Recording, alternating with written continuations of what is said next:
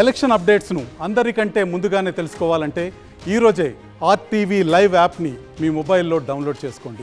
నా పేరు తురుక వీరబాబు, వడ్డీల సంఘం జేఏసీ రాష్ట్ర కన్వీనర్ని.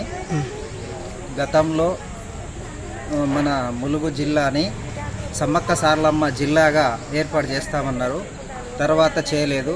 ఇప్పుడు కాంగ్రెస్ ప్రభుత్వం వచ్చాక కొన్ని జిల్లాలను మారుస్తూ ఉన్నారు. కాబట్టి ఈ వనదేవతల సాక్షిగా సమ్మక్క సారలమ్మ నామకరణం చేస్తే బాగుంటుందని మేము సభముఖంగా తెలియజేస్తా ఉన్నాం.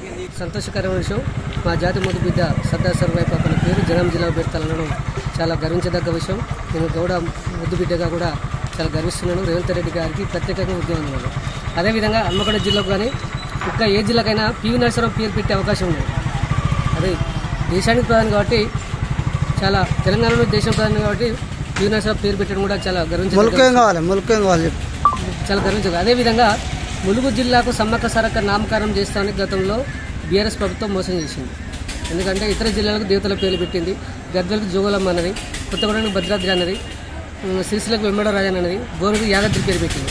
ఈ విధంగా దేవతల పేరు పెట్టే కేసీఆర్ మోసం చేసిండు.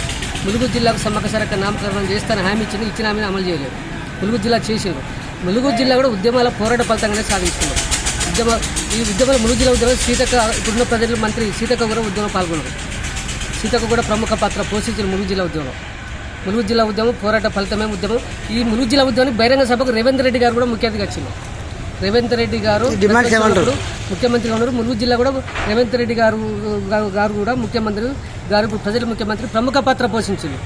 అంటే రేవంత్ రెడ్డి గారు సమ్మక్క సారక్క సన్నిధి నుండి పాదయాత్ర చేస్తున్న సందర్భం గతంలో ప్రతిపక్షంలో మేము కాంగ్రెస్ పార్టీ అధికారం వస్తే ములుగు కేంద్రంగా సమ్మక్క సారక్క జిల్లా ఇస్తానని రేవంత్ రెడ్డి గారు కూడా హామీ ఇచ్చింది. సీతక్క కూడా ములుగు జిల్లాకు సమ్మక్క సారక్క నామకరణం జిల్లా ఉద్యమం చేసింది.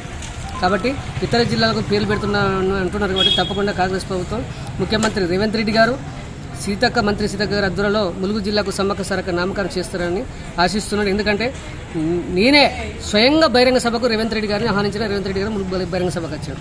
రేవంత్ రెడ్డి సార్కు నేను దగ్గర పరిచయం వ్యక్తిని. ఇంకా రేవంత్ సార్కు ములుగు జిల్లా పరిస్థితి అంతా తెలుసు.